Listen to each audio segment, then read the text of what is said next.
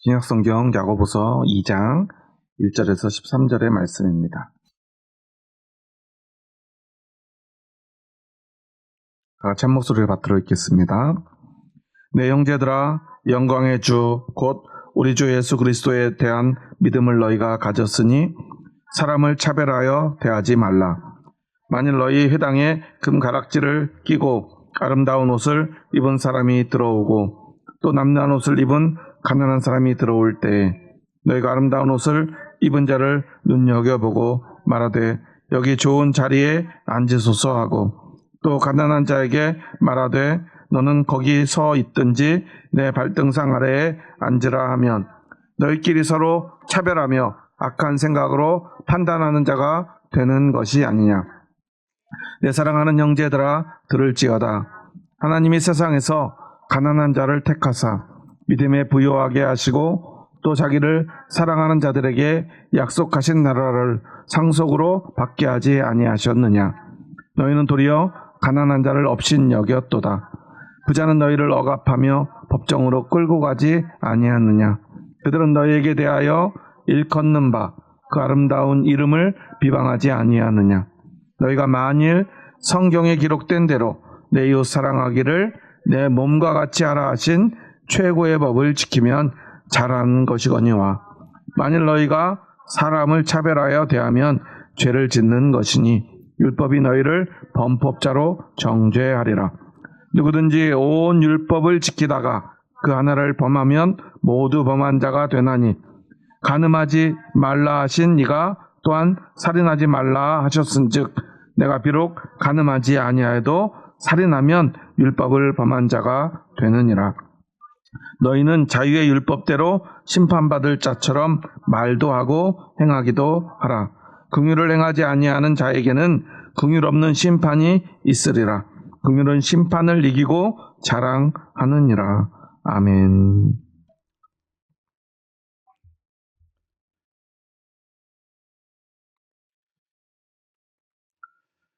네, 야고보 사도는 오늘 우리에게 차별하지 말 것을 권면합니다. 그런데 우리가 왜 차별하지 말아야 되는가? 그것을 야고보는 이렇게 말해요. 형제들아, 영광의 주 곧 우리 주 예수 그리스도에 대한 믿음을 너희가 가졌으니 사람을 차별하여 대하지 말라. 믿음을 가진 사람은 차별하면 안 된다는 거예요. 차별한다는 것은 어떤 거죠? 차별이라는 말은 구분하고 구별하는 것과는 좀 달라요. 차별이라고 하는 것은 근본적으로 기본적으로 깔려있는 전제가 있어요. 가난한 사람, 더 적은 사람, 소외된 사람들, 힘없는 사람들, 우리가 특별히 노력하지 않아도 생각하지 않아도 자연스럽게 함부로 대할 수 있을 것 같은 사람들, 함부로 대해도 괜찮은 사람들.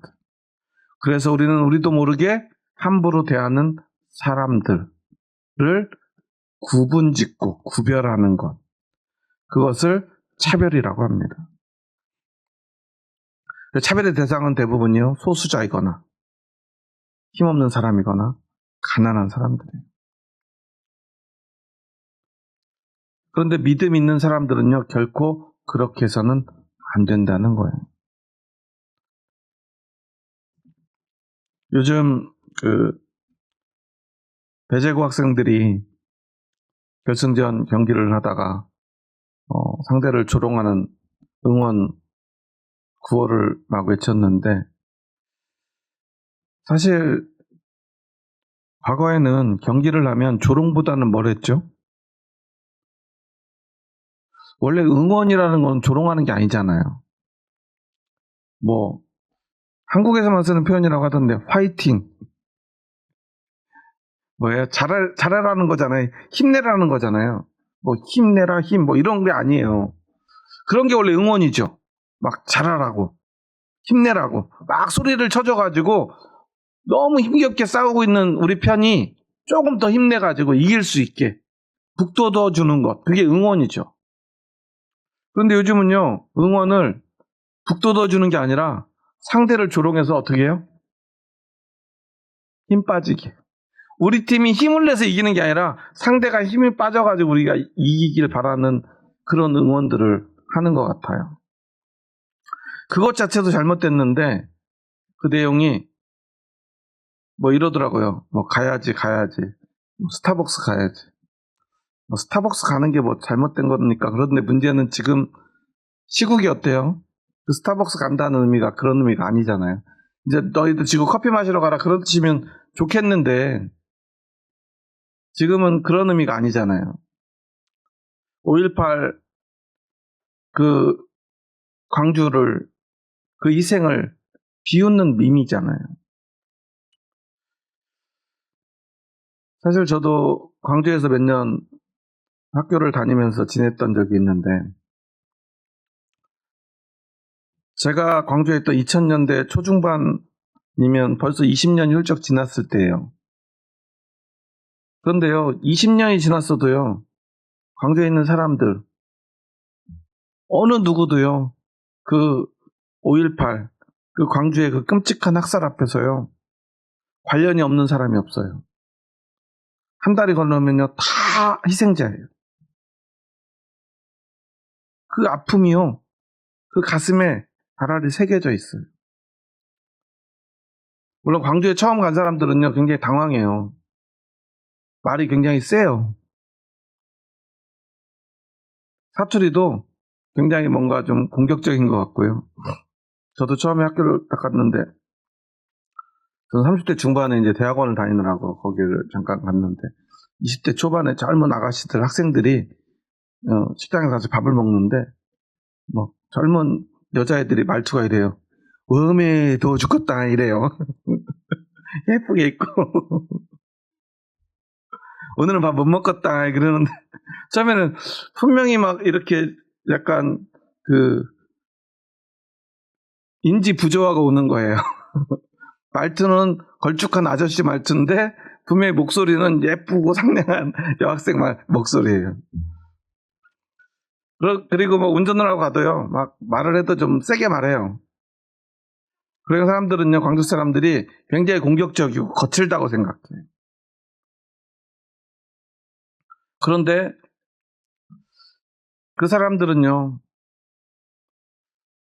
하나같이 마음의 아픔들을 하나씩 가지고 살아요. 그런데 그 아픔은요, 그 사람들의 잘못이 아니에요. 우리는요, 지금 전쟁을 겪어보지 않았잖아요.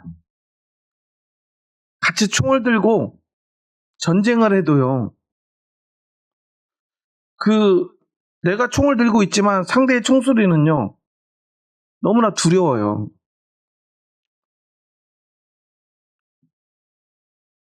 젊은 남학생들이요, 처음 군대 가서 제일 놀랄 때가 언제냐면, 이제 뭐 이런저런 옷도 받고, 뭐, 배치도 받고, 훈련을 받다가 처음 사격장을 가요.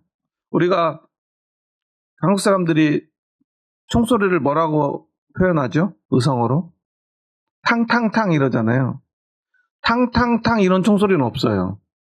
모르겠어요. 소음기를 끼면 그런 소리가 나는지는 모르겠는데 한 번도 소음기 낀 총소리를 안 들어봐서 모르겠고, 우리 한국군이 주력으로 사용하는 뭐 K2, K1 또 그 전에 저보다 더 먼저 군대에 있던 분들이 쓰던 분들은 M16을 썼는데 그런 그 돌격형 소총들 소리는요, 우리가 생각하는 탕탕탕 소리가 아니에요.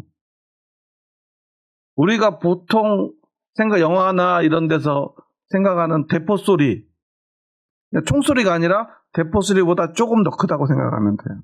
그게 총소리예요. 후소리는요 거의 소리를 들을 수가 없어요. 왜냐하면 대포 탄이 주변에 떨어졌다 그러면 소리가 들리는 게 아니라 그때부터는 아무 소리도 안 들려요. 저도 이제 우연한 기회로 대통령 시범을 보이는 기회가 있어서 3개월 동안 훈련 받으면서 저기 포천에 있는 승진훈련장에서 대통령 시범단으로 뽑힌 부대들끼리 훈련을 해요. 그럼 하루 종일 서로 막 총, 포, 막 이런 걸 막 쏴대요. 그러다 마지막에는 이제 해군에서 날라온 그 F-16 전투기에서 그 탄을 떨어뜨려요. 한 2발 정도 떨어뜨리는데 2발에 떨어지다가 이렇게 물고기 비늘처럼 사방에 막 흩어지고, 그러고 나면 저기 한 5km쯤 떨어지는 산이요, 완전히 불바다가 돼요. 근데 그때 탄이 딱 떨어지기 직전에요, 명령이 와요. 다 귀마개 하라고. 왜냐면 한 5km 전에 앞에 떨어진 그 멀리 떨어진 그 포탄의 소리와 진동이요, 이렇게 날아오는 게 보여요. 그 먼지와 소리가 날아오는 게 보여요. 그리고 그 소리가 우리한테 도착할 때 됐을 때 귀를 안 막고 있으면은 청력에 문제가 생겨요. 멀리 떨어져 있는 곳에 떨어진 탄인데. 그런데 그냥 훈련이에요. 그냥 다 안전하게, 다 어디에 또 탄이 떨어지고 우리는 어디에다 쏘고 어떻게 이동을 하고, 그래서 전혀 아무도 다치지 않도록 다 설계된 훈련이에요. 근데도요, 거기서 한 번만 누구 하나 잘못하면요, 사람이 죽을 수 있어요. 그런 두려움만 가지고도 너무 두려워요. 그리고 실제로 저희 훈련을 받다가 한 중사 부사관이 장갑차 위에 서 있다가 잠깐 무전하러 내려갔다 왔는데요, 뒤에 이렇게 해치라고 하는데 등받이 같은 뚜껑이 있어요. 뚜껑에 이렇게 이만한 구멍이 나 있는 거예요. 어디서 날라온지는 모르는데 누군가 잘못 쏴가지고 이 서로 약속된 곳에 쏘지 않는 바람에 그 사람이 만약에 거기 서 있었으면 죽었어요. 그런 걸 이렇게 보면, 나중에 끝나고 보면요, 정말 소름이 돋아요. 근데요, 그 소리만 들어도 무섭고요, 좀만 잘못하면은 누구라도 죽을 수 있는 그런 훈련도 이렇게 무서운데, 실제 전쟁에서 적군이 나를 죽이려고 총을 쏘고 포탄을 쏜다면 얼마나 무섭겠어요. 훈련받은 군인들도 두려움에 떨어요. 그래서 더 훈련을 하는 거예요. 그런 막 소리가 들리고 막 정신이 하나도 없어도 기계적으로 그 임무를 수행할 수 있게. 그럼에도 불구하고 아무리 훈련돼도요, 전쟁이 터지면 누구나 당황하고요,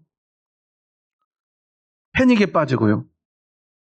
그런데 그런 훈련된 군인들이 탱크를 몰고 총을 들고 심지어 헬기를 동원해가지고 공격을 하는데, 그 공격을 당한 사람들은요, 민간인들이에요. 아무 힘없는 사람들, 학생들. 제가 대학교 때 봤던 영상 속에 그 장면은요, 말로 표현할 수 없는 그런 끔찍한 장면들이었어요. 아이를 가진 임산부가 죽어나가고, 젊은 청년들, 학생들이요, 교복을 입힌 채 막 끌려다니고, 국가의 공권력과 그리고 군대가 동원돼서 수많은 사람들이, 그저 그들이 한 거는요, 그냥 민주화, 자유를 외친 것 뿐이에요. 그런데 그들이 뭘 잘못했나요? 그들이 왜 조롱받아야죠? 그런데 신기하게도요, 보통의 나라에서 어떤 도시에서 민주화 운동을 하다가 그렇게 희생되면요, 그 도시는, 그 사람들은 보통 영웅 취급을 받아요. 그들이 그런 희생을 통해서 이 나라가 오늘 이렇게 민주적이고 좋은 나라가 되었다라고 말이죠. 그런데 우리나라는요, 지금 30년, 40년이 지났지만 광주 사람들은요, 지금도 조롱받아요. 이해할 수가 없어요. 오죽하면 이번에 그 조롱의 대상이었던 학교의 교장선생님은요, 울분을 토하면서 자신이 이런 일이 생기지 않게 해달라고, 자신의 학교 학생들, 그리고 자신의 지역의 학생들은 이제 학교를 졸업하면 많은 아이들이 서울 경기에 와가지고 이렇게 대학을 가고 직장 생활을 하는데, 그 아이들이 이런 조롱을 받을 걸 생각하니까 너무 마음이 아프다고 그래요. 물론 어떤 정치인들이 의도를 가지고 자신들의 죄를 숨기기 위해서 그들을 악마화하고 그들을 다 간첩으로 몰고 그들이 마치 나라를 전복시키려고 하는 사람이었던 것처럼. 그런데 우리는 기억해야 돼요. 그때 당시에 79년, 80년 당시에 데모를 훨씬 더 심하게 했던 지역은 부산, 마산, 경상도 지역이었어요. 당시 군부였던 전두환의 명령에 따라서 탱크가 진압대로 등장하자마자 부산과 마산에 있는 데모대들은요, 뿔뿔이 흩어졌어요. 근데 광주의 시민들은요, 탱크가 와도 그들이 총을 들이대도 그들이 그곳에서 맨몸으로 견디면서 민주화를 외쳤을 뿐이에요. 조금 더 용기 낸 그 결과가 40년이 지난 지금 그들의 아들, 딸, 손자, 손녀들이요, 조롱받는 결과를 가져왔어요. 근데 저는 사실은 제일 안타까운 게 뭐냐면 그 조롱한 학교가 기독교 학교라는 거예요. 우리는 이 문제를 조금 더 깊이 생각해 봐야 돼요. 그리고 오늘 그 그런 비하들을 만들어내는데 보수적인 기독교인들이 앞장서고 있다는 이 사실. 물론 한국 기독교의 어떤 독특한 역사가 있죠. 아픈 역사가 있어요. 6.25 전쟁을 겪으면서 교회가 이 공산주의자들, 지금 사람들이 보통 말하는 좌파 빨갱이들로부터 많은 핍박을 받았죠. 공산주의가 가지고 있는 그 유물론, 그것과 배치되는 종교들이 핍박을 받았는데 기독교가 특히 핍박을 받았어요. 그건 아픈 역사인 건 맞습니다. 그리고 수많은 기독교인들이요, 종교의 자유를 찾아서 남한으로 내려오고 그 교회들이 한국 교회의 부흥을 이끌었어요. 대표적인 교회가 영락교회죠. 그런데 그 아픔 때문에 영락교회에서는 서북청년단이 조직되고 좌파 척결, 공산주의자, 빨갱이 척결을 위해서 교회 청년부가 군인들보다 더 잔혹하게 사람들을 잡아 죽이기 시작했어요. 물론 그때 당시에 그 상황 속에서 어쩌면 어쩔 수 없는 상황이었을지 모르죠. 하지만 그런 모든 일에 대한 책임에 관해 목사님은 후에 사람들 앞에서 공식적으로 사과하고 회개했죠. 왜냐하면 누군가 우리를 핍박했다고 우리가 그들을 죽이는 건 믿음이 아니기 때문이에요.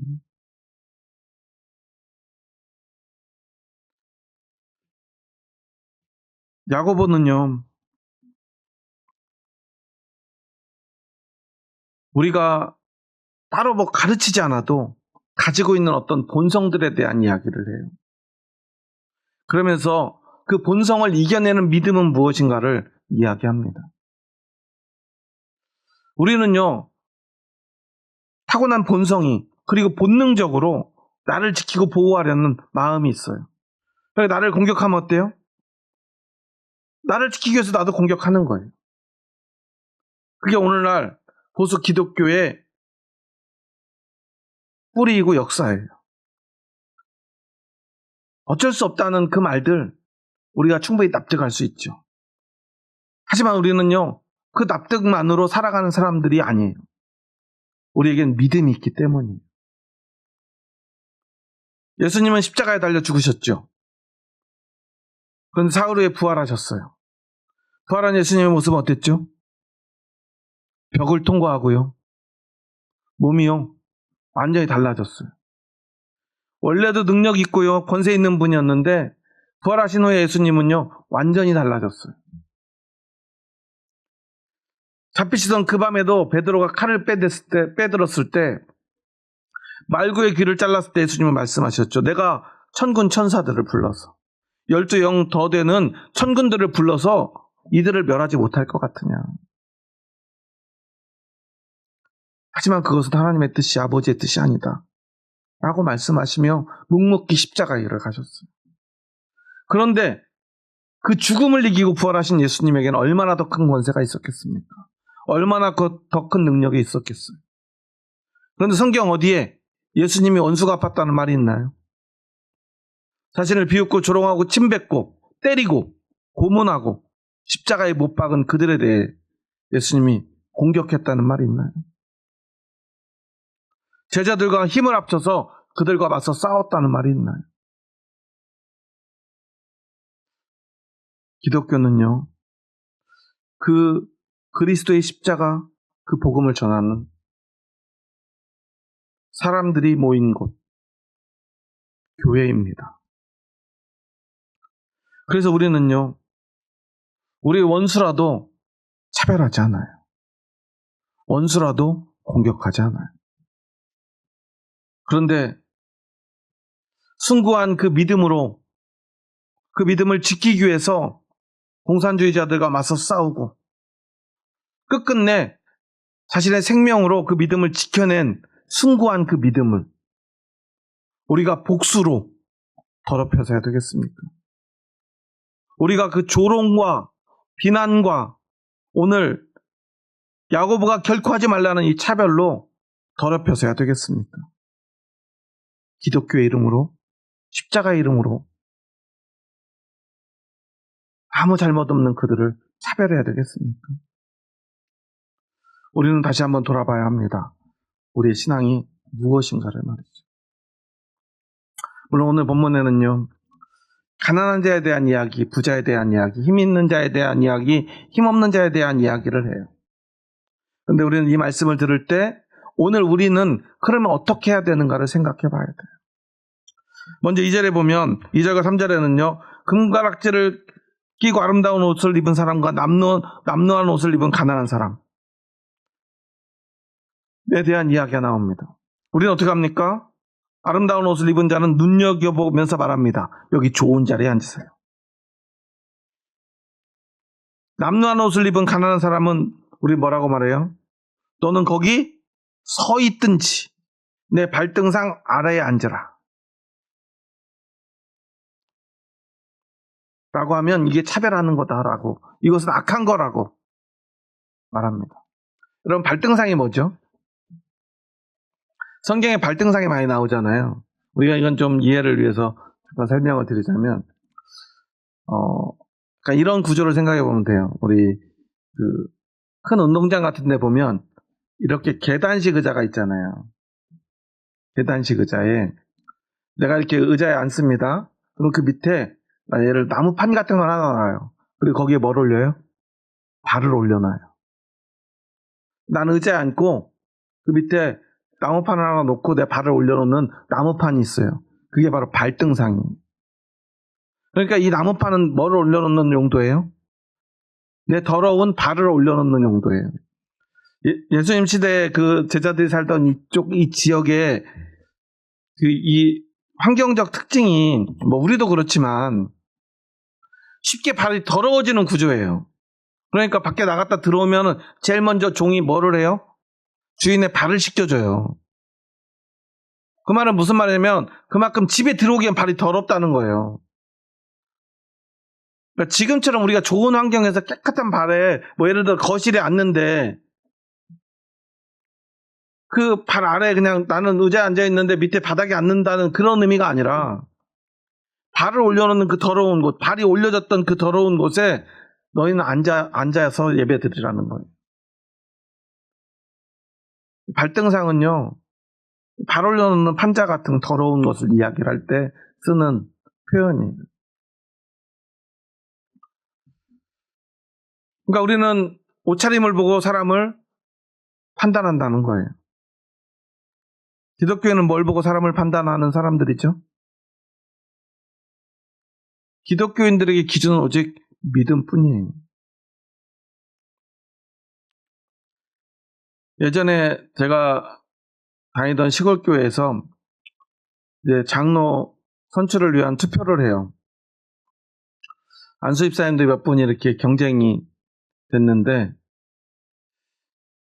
그 중에서 제일 이 교회를 오래 다니고 어렸을 때부터 학생 때부터 그 교회를 다니고 제일 열심히 섬기고 보이지 않는 곳에서 보이는 곳에서 정말 최선을 다하는 집사님이 계셨어요. 근데 그분의 직업은 뭐였냐면 뭐라고 표현해야 될까요? 석수라고 해야 될까요? 돌을 다듬는 분이에요. 저희 동네가 이제 가까운 곳에 황등이 있는 곳인데 황등석이라고 들어보신 분들도 있을 거예요. 요즘은 그 황등석이 나오는 산을 얼마나 깎았는지 옛날에 제가 어렸을 때는 분명히 거기 산이었거든요. 산에 있는 돌을 깎아내기 시작하다가 요즘 뭐 거기에 무슨 특별한 곳이 생겼다고 그래가지고 이번에 부모님 모시고 가봤더니 산이 아니라 이제는 밑으로 몇 킬로를 파 내려가가지고 몇백 미터를 파고 내려가가지고요 웅덩이처럼 어마어마하게 큰 웅덩이 돌로 이게 깎여진 웅덩이가 파여 있는데 그게 얼마나 장관인지 그 위에다가 전망대나 카페를 만들어 놓고 장사를 하더라고요. 산이 아주 깊은 웅덩이가 됐어요. 근데요 얼마나 깊이 파였는지요 그걸 돌을 막 깎고 실어 나르는 커다란 덤프트럭이요 요만한 장난감처럼 보여요. 위에서 보니까. 그렇게 돌을 캐내고 깎고 다듬는 일을 하는 분이었어요. 속된 말로 직업이 변변치 않다는 거예요. 그러니까 번번이 떨어져요. 그런데요, 새벽 예배 한번 안 나오고, 주중에 수요 예배 금요철에 한번 못 오시고, 심지어 교회가 있는 동네에 살지도 않고, 저희 이제 시골 동네인데, 이제 시골 말로 저기 시내에 가서 사시는, 학교 선생님, 공무원, 이런 분들이 몇 분 계셨어요. 그런데 선거만 하면요, 어떤 결과가 나오냐면, 사람들이 이런 말을 해요. 무슨 집사는 참 열심히 하는 거 알겠는데, 우리 교회에, 그래도 우리 교회 급이 있지. 이왕이면 조금 더 좋은 직업에, 번듯하고, 좋은 대학 나오고, 좋은 직장 가진 사람을 장로로 뽑아야, 남들이 볼 때도 우리 교회가 좀 괜찮은 교회처럼 보이지 않겠냐. 그런데 저 집사는 열심히 하는 건 알겠는데 직장에 저렇게 변번 없는 사람을 장로로 뽑으면 안 된다. 장로님 되면은 교회 헌금도 좀 많이 하고 어떤 일 할 때 돈도 좀 내놓고 해야 되는데 그리고 무엇보다 학벌도 떨어지고 직업도 변변치 않은 사람 뽑으면 안 된다. 이런 얘기들을 하는 걸 들었어요. 제가 청년 때라 그때는 막 혼자 이게 의로움에 가득 차가지고 그런 얘기 들으면 막 화가 나가지고 막 가서 따져먹고 그랬던 기억이 나요. 아니 장로님을 뽑을 때 그분이 믿음이 좋은가를 보고 뽑으셔야지. 그 사람 학벌 보고 뽑으시면 어떡하냐. 그 사람 직업 보고 뽑으면 어떡하냐.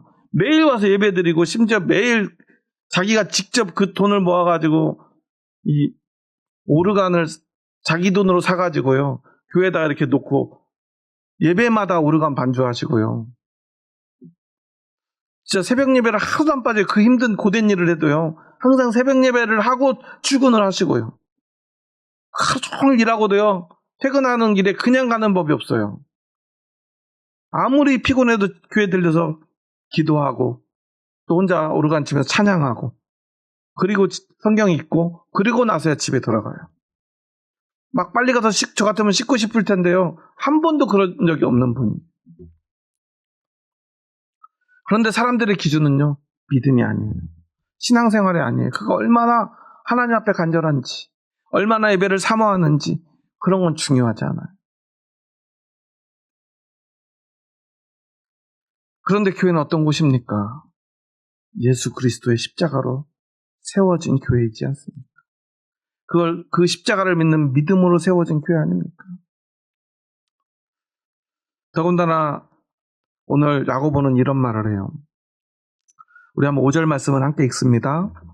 내 사랑하는 형제들아 들을지어다 하나님이 세상에서 가난한 자를 택하사 믿음에 부유하게 하시고 또 자기를 사랑하는 자들에게 약속하신 나라를 상속으로 받게 하지 아니하셨느냐. 그런데 너희는 왜 가난한 자를 없인 여기냐. 오히려 부자들 너희를 억압하고 법정으로 끌고 가지 않았느냐. 실제로 이 야고보가 다니던 이 목회하던 교회에서는요, 그런 일들이 많았대요. 부자들이요, 어떤 돈 문제로 어떤 문제로 문제가 생겨가지고 교인들을요 고소하고요 법정에 데려가가지고 그곳에서 억울하게 재판을 받게 하는데, 그 재판이 어떻게 됐을까요? 재판도 누구한테 더 힘을 실어줘요? 재판관도 부자한테. 너희 그런 억울한 일까지 당했잖아. 그런데 왜 교회에서 있다가 부자가 들어오면 꼼짝 못하고 좋은 자리 내주고, 가난한 형제들이 들어오면은 저기 가서 한쪽에 가서 서 있어 라고 말하느냐는 거예요. 심지어 7절에는요, 그들은 너희에게 대하여 일컫는 바 그 아름다운 이름을 비방하지 않느냐. 아름다운 이름이 어떤 이름이죠? 예수 그리스도의 이름을 그들은 비방했다. 그러니까 부자들이 교회 왔어요. 아, 이게 뭐가 있나 한번 얘기를 듣고요, 교회 왔는데 자기들하고 안 맞아요. 그러니까 그들이 어떻게 하냐면 예수님을 비방하기 시작해요. 너희가 그들을 그렇게 걱정이 됐는데 결국 어떻게 됐냐. 결과를 봐라. 그러면서 그 문제에 대해서 야고보가 열변을 토하는 게 바로 5절의 말씀이에요. 하나님은 어떤 사람을 세상에서 택했다고 합니까? 가난한 자를 택했다는 거예요. 하나님은 왜 가난한 자를 택했을까요? 그럼 가난한 사람은 다 착한가요? 가난한 사람 어때요? 그러니까 우리가 가난한 사람을 착하다고 하진 않아요. 모든 세계 도시들의 그 슬럼 가는 어떤 사람들이 사는 지역이죠? 가난한 사람들이 사는 지역을 대부분 경찰들은 우범지대로 찍어놓고 거기를 특별 관리하죠. 왜 그래요? 거기에서 범죄가 많이 일어나기 때문에 그래요. 세상에서 가난한 사람들은요, 좋은 사람들이 아니에요. 대부분 범죄를 저지르기 좋은 사람들이에요. 그런 환경이 갖춰진 사람들이에요. 그리고 대체로 범죄가 일어나면 부자들보다는 가난한 사람들이 더 많은 범죄를 저지른다고 사람들은 생각해요. 그런데 야고보는 뭐라고 그래요? 하나님이 세상에서 가난한 자를 택하셨다고 말하고 있어요. 그럼 여기서 가난한 사람은 어떤 사람일까요? 첫째, 진짜 가난한 사람이에요. 왜 진짜 가난한 사람이냐면, 가난한 사람이 아니면 하나님에 대해서 그렇게 갈급하지 않아요. 하나님 나라를 가고 싶어 하지 않아요. 여러분은 하나님 나라에 꼭 가고 싶은가요? 진짜 가고 싶은가요? 빨리 가실 수 있는데 어떻게 가면 되죠? 빨리 가시면 돼요. 그런데 거기 빨리 가고 싶어 하는 사람이 사실은 별로 없어요. 아니, 거의 없어요. 우리가 죽으면 빨리 갈 수 있어요. 그런데 우리나라 속담에 그런 말 있죠. 똥밭에 굴러도 어디가 나요? 이승이 낫다고 그래요. 근데 그게 그냥 하는 말이 아니에요. 누구라도 그래요. 다들 죽고 싶어 하지 않아요. 제가 목회를 오래 하진 않았지만 하면서 많은 분들이 임종을 지켜봤지만 막 죽음을 기쁘게 받아들이는 사람은 많지 않아요. 어떻게 죽음을 기쁘게 받아들일 수 있겠습니까? 그런데 여러분 생각해 보세요. 진짜 가고 싶은 나라, 하나님 나라 빼고 여러분이 진짜 가고 싶은 나라 한번 상상해 보세요. 여러분 어디 가고 싶나요? 스위스? 아니면 어디야? 저기 몰디브? 좋은 나라들 있잖아요. 또 세금 도피처로 유명한 그런 나라들. 아니면 진짜 저기 지중해 그 아름다운 섬? 아니면 정말 멋진 자연이 펼쳐진 그 알프스의 그런 산맥들? 그런데 여러분 갈 기회가 있으면 여러분 가요, 안 가요? 가죠. 만약 누가 더군다나 공짜로 보내준대요. 그럼 우리는 빨리 가고 싶겠죠. 그래가지고 막 갈 날짜가 정해지면 마음이 급해지잖아요. 빨리 가고 싶어서. 그게 내가 가고 싶은 나라예요. 그런데 여러분 생각해 보세요. 막 더럽고 지저분하고 막 가면은 진짜 먹을 음식도 없고 뭐 잘못 먹으면 배탈 나고 이런 곳에 우리한테 가라고 그러면 여러분 가고 싶어요? 안 가고 싶어요? 별로 안 가고 싶죠. 숙소도 막 진짜 지저분하고 바퀴벌레 나오고 물은 막 틀으면 빨간 녹물 나오고 아니 물이나 나오면 다행인데 물도 잘 안 나오고 이런 곳에 가라고 그러면 다들 별로 안 가고 싶어 할 거예요. 가난하고 힘들고 안 좋은 곳에 가라고 하면 누가 가고 싶어요? 우리는 지금 어디를 가고 싶은가를 잘 생각해 봐야 돼요. 가고 싶은 곳에는요, 우리는 빨리 가고 싶어 해요. 그리고 한번 가면 계속 그곳에 있고 싶어 해요. 그럼 여러분은 정말로 하나님 나라를 가고 싶은가 한번 잘 생각해 보세요. 내가 지금 살고 있는 이 땅이요. 내가 지금 살고 있는 이 집이 이 나라가 너무 좋으면요. 사실 하나님 나라 가고 싶어 하지 않아요.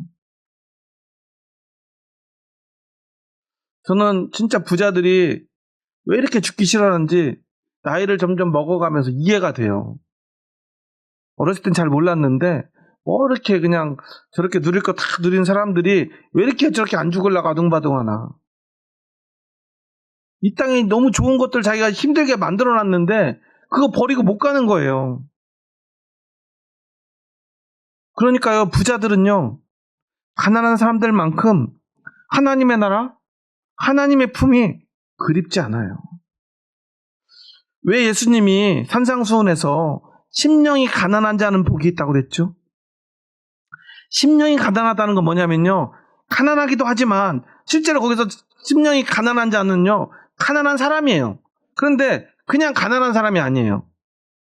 그 가난 때문에 마음이 가난해진 사람이에요. 마음이 가난하다는 건 뭐예요? 여러분 생각해 보세요. 가난한 사람은 뭐가 없는 사람이죠? 돈이 없는 사람이죠. 아픈 사람은 뭐가 없는 사람이에요? 건강이 없는 사람이죠. 그런데 여러분 잘 생각해 보세요. 가난한 사람도 두 종류가 있어요.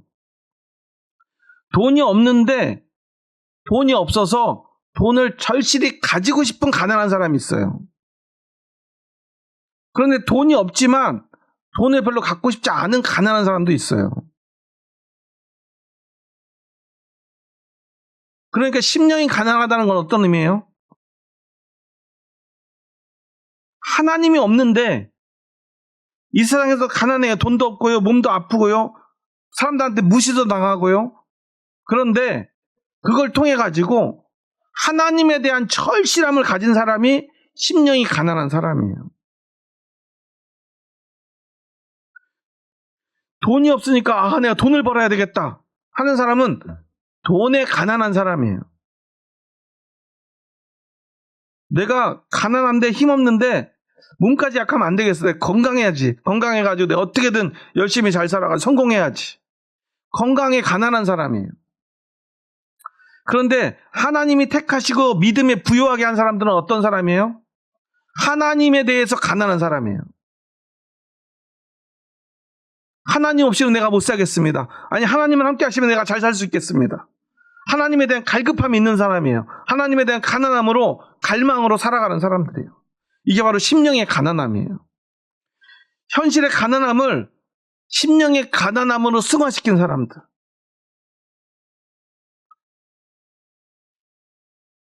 그런 사람을 야고보는 뭐라고 표현하냐면 믿음에 부요하게 하시고. 또 누구를 사랑해요? 자기를 사랑하는 자들에게. 여기서 자기는 누구죠? 하나님이죠. 하나님을 사랑하는 사람들이에요. 그러니까 세상의 가난, 질병, 멸시와 천대가 하나님에 대한 믿음과 사랑으로 승화된 사람들. 하나님은 그런 사람들을요, 택하시고 부르셔서 약속하신 나라, 하나님의 나라를 상속으로 받게 하시는 분이라는 거예요. 이게 바로 믿음입니다. 그러니까요, 우리의 믿음은요, 사실은 너무나 분명해요. 현실의 삶은 어때야 돼요? 고달퍼야 돼요. 그러지 않으면요, 우리는요, 하나님의 나라를요, 소망할 이유가 없어요. 그런데 오늘 대한민국에 있는 그리스도인들이요, 그래서 저는 지난 2000년 역사 속에서 가장 신앙생활하기가 어렵다고 생각이 들어요. 왜냐하면 지금 대한민국에서 교회 제일 열심히 다니는 사람 어디에 있어요? 저 강남에 가면 사랑 없는 교회, 소망 없는 교회들 있잖아요. 그 큰 교회들, 강남대로에 막 떡하니 지하철역까지 차지하고 있는 교회 가면 다 부자들이에요. 우리 교단에 있는 소망교회, 거기에 예전에 부목사님하고 막 담임 목사님 멱살 잡고 싸웠죠. 왜 싸웠는지 아세요? 신방 못하게 했다고. 믿음이 좋아서 신방 못하게 했다고 싸운 게 아니에요. 신방 가면 봉투 많이 받는데 그 신방 못하게 하니까. 사례비 받는 건 껌값이니까. 저하고 신대원 동기 목사님이 강남에 있는 그런 큰 교회 말고 조그만 교회를 갔는데 처음에 신방 갔다가 깜짝 놀랐대요. 신방을 갔는데 보통은 신방 가면 예배 드리고 나면 봉투 같은 걸 하잖아요. 감사원금 봉투나 아니면 감사원금 봉투하고 또 이제 목사님은 개인적으로 좀 쓰시라고 봉투하는 분들 있잖아요. 봉투를 안 주더래요. 키를 주더래요. 자동차 키. 그래서 저 이거 받을 수 없다고 하니까 이거 목사님 여기서 목회 처음 하시는구나 말하면서 그냥 가져가라고 하더래요. 그래서 가지고 있다가 다시 돌려드렸대요. 그런 분들은 어때요? 일견 보면 그들의 믿음이 어때요? 누구보다 열심히 하잖아요. 사랑의 교회에서 그 제자훈련, 그 훈련 받을 때 그 교회에 헌신된 분들의 집에서 묵으면서 잠을 자요. 목사님들이 그 훈련 칼 세미나 같은 거 할 때 거기서 막 대접받고 오면요, 막 사람들이 감동을 해요. 막 어마어마하게 큰 집에서 재워주고요. 막 식사 대접해주고 그러는데 정말 너무너무 감동이 된대요. 이렇게 부자들이 이렇게 정성껏 겸손하게 자신들을 섬겨주는 게 너무 막 눈물이 난대요. 그러니까 그렇게 믿음 좋은 분들이 왜 우리 교회는 하나도 없고 왜 그 교회만 있느냐고 더 눈물이 난대요. 우리 교회 집사님들은 맨날 나한테 뭘 잘하네 못하네 왜 그렇게 하네 그러면서 뭐 좀 해달라고 그러면 아무것도 안 하고 그러는데 그 큰 교회는 그 목사님은 무슨 복이 이렇게 많아가지고 저 부자들이 저 막 잘난 사람들이 저렇게 헌신하고 막 무릎 꿇고 이렇게 섬기는가 막 눈물이 난다는 거예요. 그래서 오늘 우리가 너무너무 큰 박탈감에 시달려요. 부자인데 믿음이 좋아요. 우리는 가난한데 믿음도 약해요. 그러니까 이게 도대체 우리가 어떻게 해야 될지 모르겠는 거예요. 그런데 우리는 기억해야 돼요. 여러분, 진짜 믿음은요, 오늘 야고보의 고백처럼, 야고보의 권면처럼요, 세상에서 가난한 자를 택하신다는 사실을 우리가 잊지 말아야 돼요. 세상에서 가난하지 않으면요, 믿음이 생길 수 없기 때문이에요. 우리는 그걸 잊지 말아야 돼요. 그럼 저 부자들은 다 천국에 못 가느냐? 예수님이 뭐라고 그랬죠? 부자가 천국에 가려면 어떻게 해야 돼요? 약대가, 즉 낙타가 어디에 들어가요? 바늘 위에 들어가는 것보다 어렵대요. 물론 비유적으로 얘기한 거고 그때 상황 그 낙타라는 말이 어쩌고 뭐 바늘기가 어떤 뜻이다 해석들을 하는데 우리가 그런 해석을 할 필요 없어요. 있는 그대로예요. 어렵다는 거예요. 불가능하다는 거예요. 그런데 그런 사람이 있을까요? 없을까요? 있긴 하겠죠. 그럼 그 사람은 어떻게 될까요? 결과적으로요. 그 사람의 믿음이 부자들의 믿음이 진짜려면 어떻게 돼야 돼요? 세상에서 가난해질 수 있어요. 자기가 가진 돈보다 뭐가 더 중요해야 돼요? 하나님. 부자 청년이 예수님께 왔을 때 예수님이 뭐라고 그랬죠? 예수님 어떻게 해야 구원을 받습니까? 선생님이요, 어떻게 하면 구원받을 수 있습니까? 그냥 이렇게 물어봤어요? 아니죠. 저는요, 어렸을 때부터 철저히 훈련받고요, 말씀을 다 외우고 있고요, 이 말씀을 다 지켰고요, 율법을 안 지킨 게 하나도 없어요. 저는 어떻게 구원받죠? 무슨 말이에요? 내가 아니면 누가 구원받죠? 그런 뜻이죠. 예수님, 만약 계속 구원에 대해서 이야기하시고 천국에 대해서 이야기하시던데, 그러면서 회개하라, 천국이 가까웠느니라 그러시던데, 제가 볼 때는 회개할 게 아니라 저처럼 율법을 똑바로 지키셔야죠. 제가 아니면 누가 구원받겠습니까? 이런 건방진 태도로 예수님 앞에 나온 거예요. 그러니까 예수님이 뭐라 그랬죠? 박수 쳐줬어요. 잘했어. 잘했어. 따봉도 날려주고요. 근데 그래, 잘했으니까 너 천국 갈 수 있을 것 같아. 내가 보니까 너는 아주 자질이 있어. 그러니까 너 돈 많지? 재산 다 팔고 나랑 같이 가자. 왜? 하나님은 누구를 택했어요? 가난한 자 택했으니까. 그러니까 그 청년이 어떻게 해요? 갑자기 겸손해져요. 재산이 많은 고로 근심하며 돌아갔더라. 겸손해진 거예요. 재산은 포기 못해요. 믿음입니까? 아니에요. 왜냐하면 세상에서 가난해지지 않은 사람은요, 결코 심령이 가난해질 수 없기 때문에 그래요.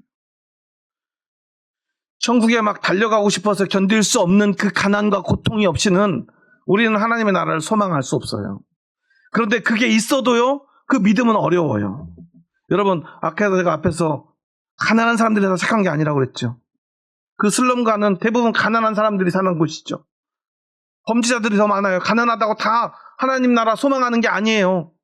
그냥 가난하기 때문에 남들을 죽여서라도 때려서라도 괴롭혀서라도 돈을 벌어야지, 그게 보통의 사람들이에요. 그런데 그 가난한 사람 중에는 택함 받은 사람들이 있다는 거예요.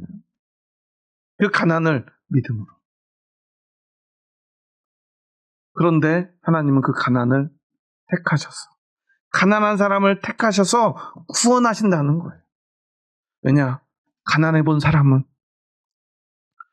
그 하나님의 나라를 이제나 저제나, 아니 오늘 지금이라도 부르시기만 한다면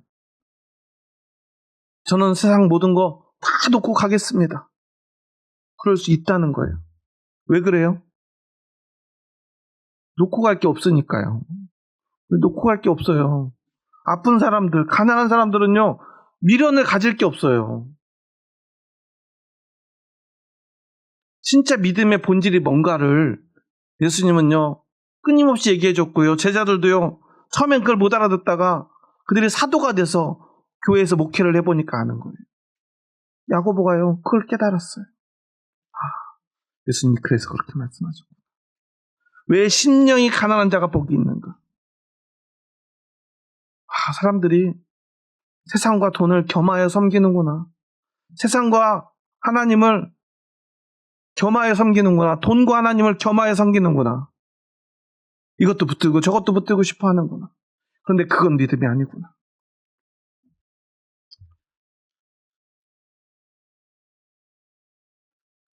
뒤에 보면요, 이웃 사랑하는 것과 이 긍휼을 이야기를 해요.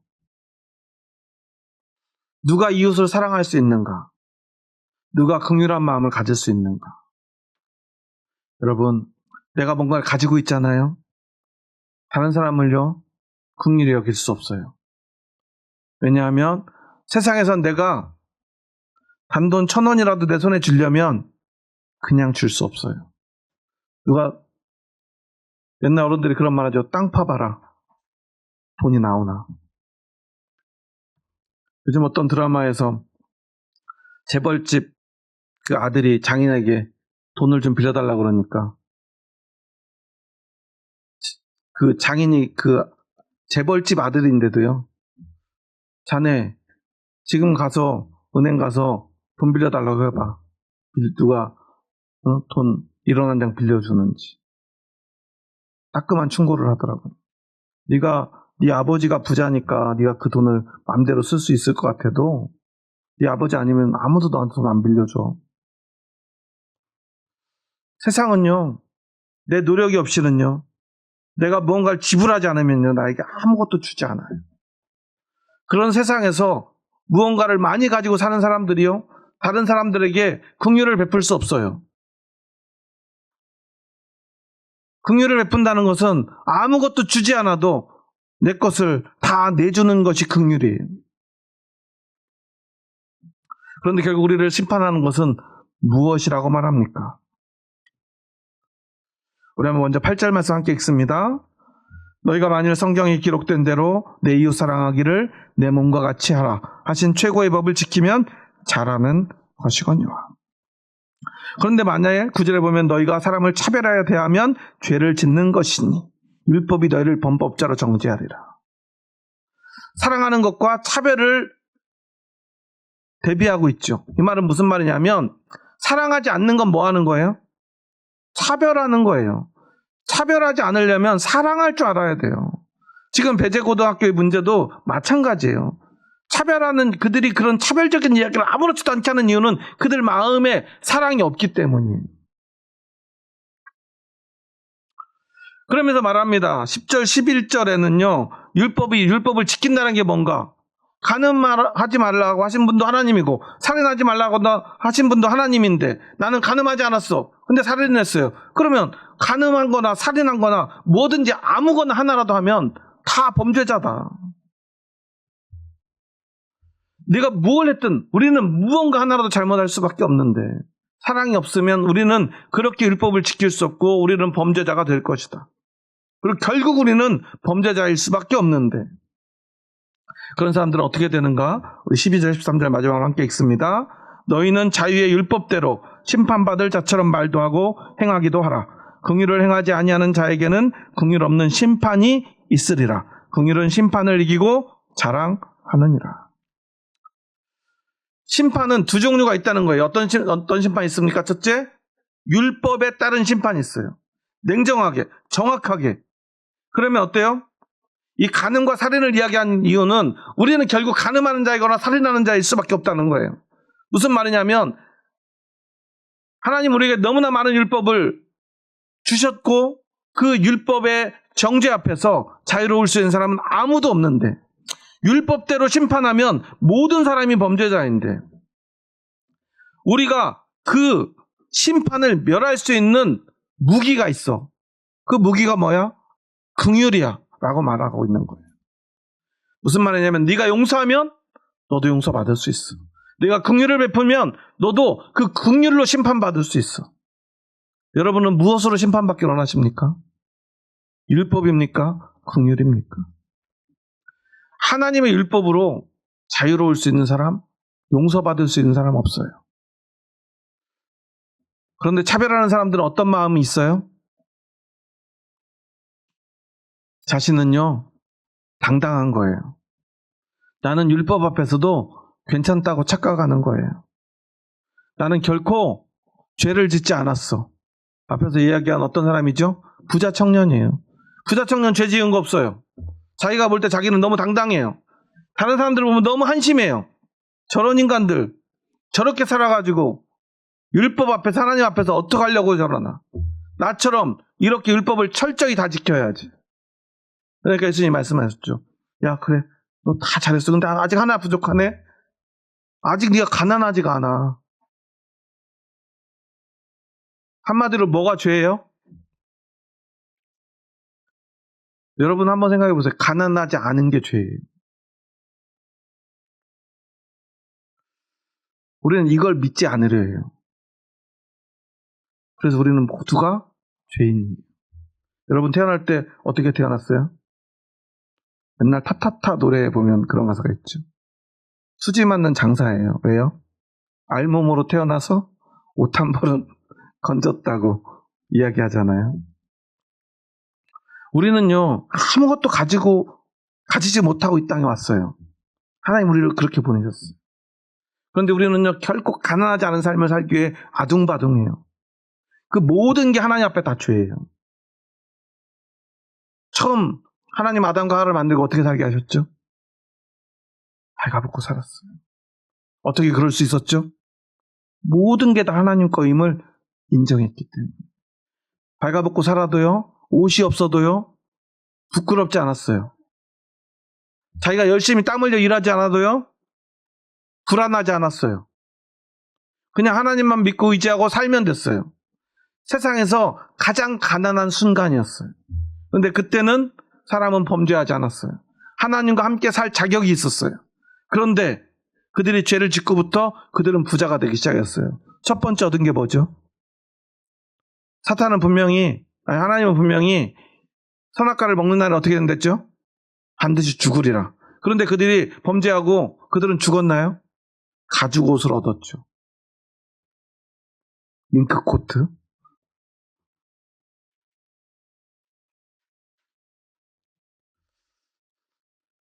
비싼 천연 가죽 옷을 그들은 얻게 되고요. 그 옷을 가지고 그들은 세상에 나가 열심히 땀 흘려 일해서 점점 부자가 되었어요. 그게 바로 범죄입니다. 근데 우리는 그걸 죄라고 생각하지 않아요. 우리가 가진 모든 것이 하나님 앞에 범죄함이에요. 근데 모든 걸 다 버리는 순간 우리는 하나님 앞에 비로소 긍휼을 얻을 수 있는데 우리는 그럴 수 없죠. 그렇게 살 수 없잖아요. 우리는 무인도에 가서도 옷을 만들어 입어요. 사람의 속성이에요. 왜? 우리는 죄인이기 때문에. 그래서 우리는 하나님의 율법 앞에 자유로울 수 없습니다. 우리는 용서받을 수 없어요. 우리는 심판만 있습니다. 하지만 우리가 하나님의 그 은혜 앞에서 기꺼이 세상 모든 걸 포기할 믿음을 가지고 세상 모든 걸 버릴 가난한 마음으로 오직 하나님만 바라며 내가 만나는 모든 사람들을 향해 세상에서 가장 가난한 자처럼 긍휼한 마음. 왜 가난한 자처럼 긍휼한 마음이냐면 내 것이 없으니까요. 내가 이룬 것이 없으니까. 내 가진 건 내 게 아니니까. 내가 얼마나 노력했든 얼마나 애썼든 그 모든 걸 버릴 수 있는 믿음이 있기 때문에 우리는 긍휼함으로 사람을 대할 수 있고 그 믿음으로 하나님 앞에 나아가면 하나님도 우리를 그 긍휼함으로 바라봐 주시고 우리를 용서해 주신다는 거예요. 그런데 여러분, 교회는요 언제부턴가 교양이 있고요. 말끔하게 잘 차려입고요. 또 돈도 좀 있어서 헌금도 많이 하는 분들이 교회에서 대접받죠.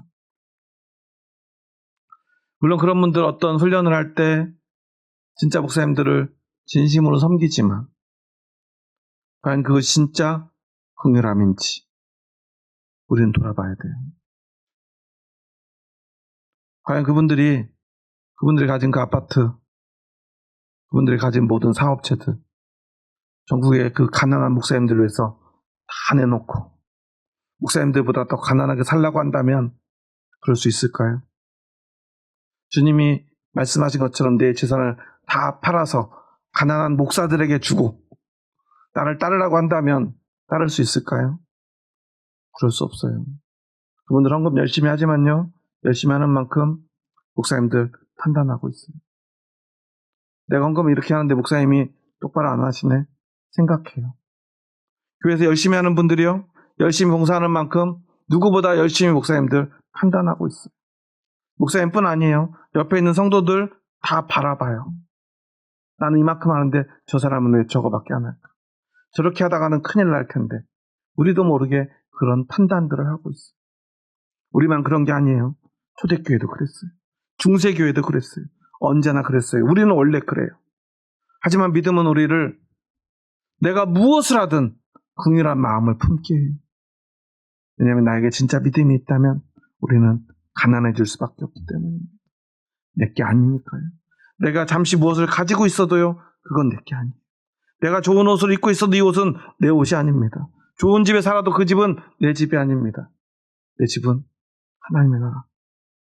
그 하나님의 품 외에는 나의 것이 없어요. 그것이 진짜 믿음이에요.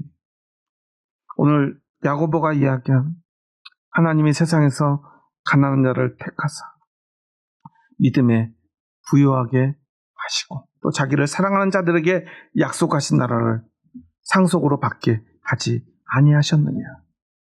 이 말씀을 여러분의 가슴에 새겼으면 좋겠습니다. 그것이 믿음이기 때문입니다. 우리가 그것을 진짜 믿음으로 받아들일 때 우리는 내가 만나는 모든 사람들 앞에 긍휼한 자가 될 것입니다. 그게 누가 됐든 말이죠.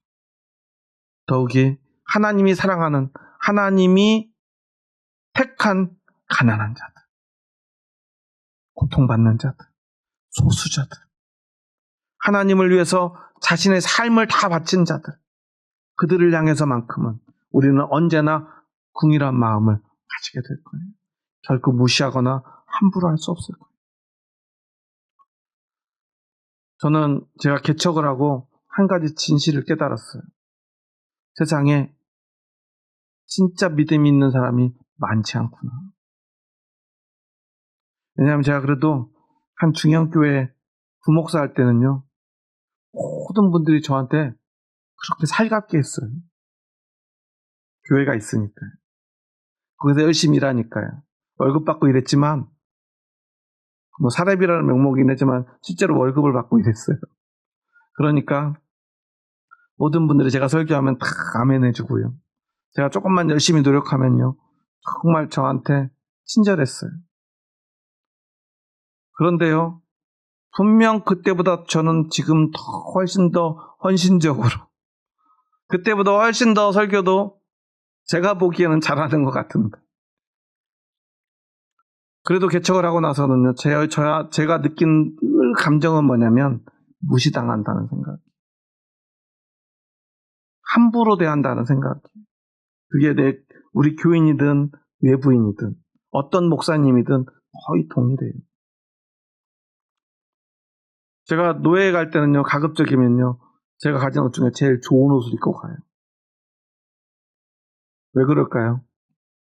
그래야 무시를 안 해요. 그러니까 어떨 때는요, 캐주얼을 입고 가요. 그게 제일 비싼 옷이라. 양복보다. 그런데 그런 옷을 입을 때마다 제가 마음이 아파요. 그런데 감사한 거는 그럼에도 불구하고 또한 진짜 믿음 있는 사람들을 분별할 수 있게 해줘요. 저의 가난과 저의 약함과 우리 교회가 자금이 오히려 진짜 믿음을 분별할 수 있게 해줘요. 그게 또한 축복임을 깨달아요. 믿음 있는 사람이 많지는 않지만 반드시 주님의 남은 자들, 진짜 믿음 있는 사람들을요, 분별할 수 있게 해줘요. 그래서 진짜 믿음 있는 사람들은요, 진짜 믿음의 사람들을요, 알아볼 수 있게 돼요. 진짜 심령이 가난한 사람들끼리만 알 수 있는, 진짜 가난해 보지 않으면 알 수 없는 그 진실들을 우리는 볼 수 있게 됩니다. 그것이 얼마나 큰 축복인가를 우리는 잊지 않았으면 좋겠습니다. 그리고 우리는 그 누구보다 세상에 가난한 사람들, 소외된 사람들, 멸시와 천대당하는 사람들의 편에 서서 그들에게 하나님의 사랑과 생명이 아직 있음을, 아직 살아있음을, 그리고 세상은 여전히 그리스도의 복음으로 아름답다는 사실을 우리는 전해주어야 합니다. 그들은 너무나 외로울 것입니다. 너무나 두려울 것입니다. 나 혼자만 이렇게 살아도 괜찮은 것일까? 나 같은 사람은 아무도 없는 건 아닐까? 두려울 때 여러분이 맞잡은 그 손이 그들에게 힘이 되고 용기가 될 것입니다. 이것이 바로 진짜 믿음의 능력입니다. 여제고 학생들의 그 잘못된 외침이 누군가에게 너무나 큰 상처가 되었지만 진짜 믿음의 사람들이 그들의 상처를 보듬어 줄 거라 저는 믿습니다. 오직 믿음만이 진짜 힘이 되고 능력이 되고 생명이 된다는 그 사실을 기억하며 오직 그 긍휼함으로 심판받는 저와 여러분 될 수 있기를 주님의 이름으로 축원합니다. 기도하시겠습니다. 하나님 감사합니다. 저희 부족하고 연약한 자들 사랑하셔서 저희들을 주님의 뜻 가운데로 불러주시고 주님의 뜻 안에 서게 하여 주시니 감사합니다.